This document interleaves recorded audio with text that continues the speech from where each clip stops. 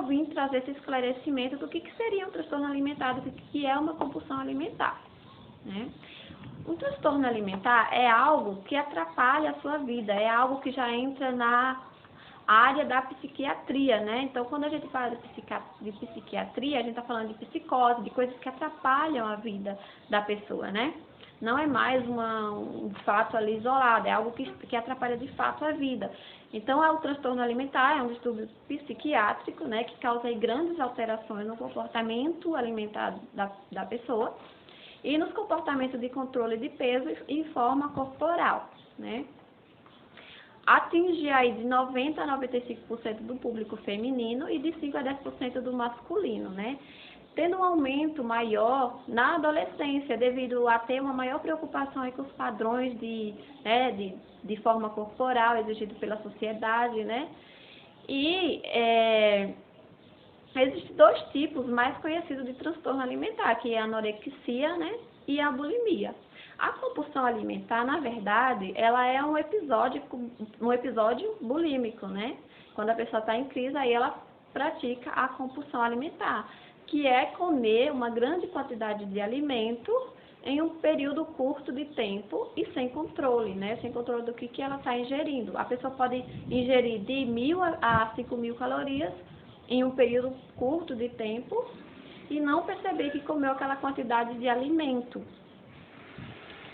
É um exemplo de uma pessoa que tem compulsão alimentar, ela vai comer aí, por exemplo, 400 gramas de mortadela, 2 pão francês, 2 fatias de pão integral, né, meio litro de leite, meio quilo de açúcar, né, uma banana, 5 fatias de bolo, isso em um período curto de tempo.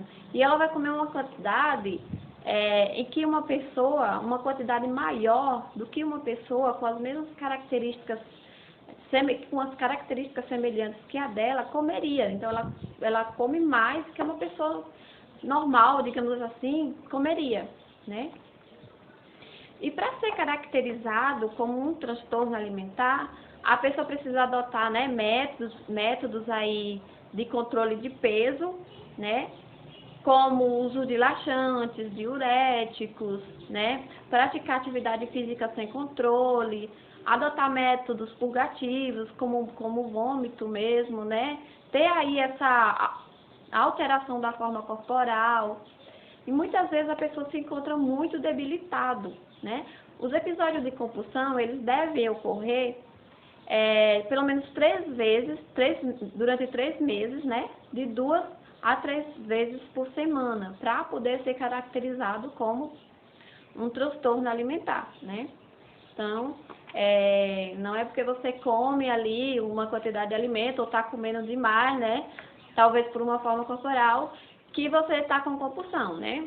Aí tem algumas características que é preciso ser avaliada para saber se é mesmo um transtorno alimentar, ok?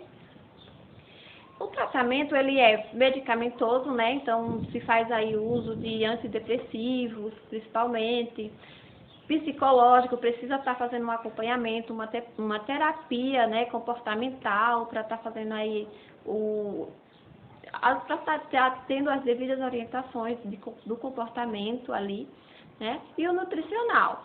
O papel do nutricionista é fazer ali um cardápio, né, personalizado, um cardápio consolidado, para que o paciente, né, saia do estado debilitado, que muitas vezes o paciente está num estado debilitado, com várias outras complicações. Então, o papel do nutricionista é recuperar o estado nutricional do paciente, né?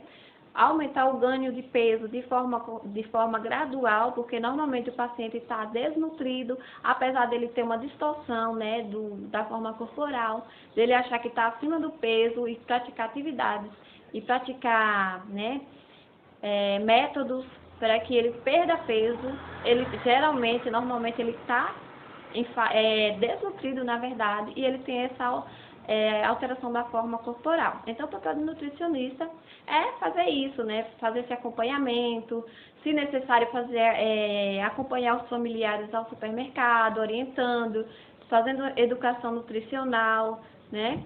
E tirando ali alimentos que disparem, né, esses gatilhos, da compulsão. Então, fazer também tirar esses alimentos para que evite que ele tenha episódios bulímicos. E é um processo lento que precisa de paciência, né? Principalmente tanto do profissional, né? Da família, precisa da cooperação da família ali também. Né? E a pessoa, às vezes, ela não tem noção do quanto que ela está comendo, ela não tem noção da quantidade que ela está comendo e ela não consegue parar, ela não tem controle de quando parar. Então, precisa de ajuda, precisa que quem esteja ao redor note isso, né? Porque ela não tem conhecimento, ela não se dá conta do que está acontecendo, do que ela está tendo, né? Do que ela está fazendo.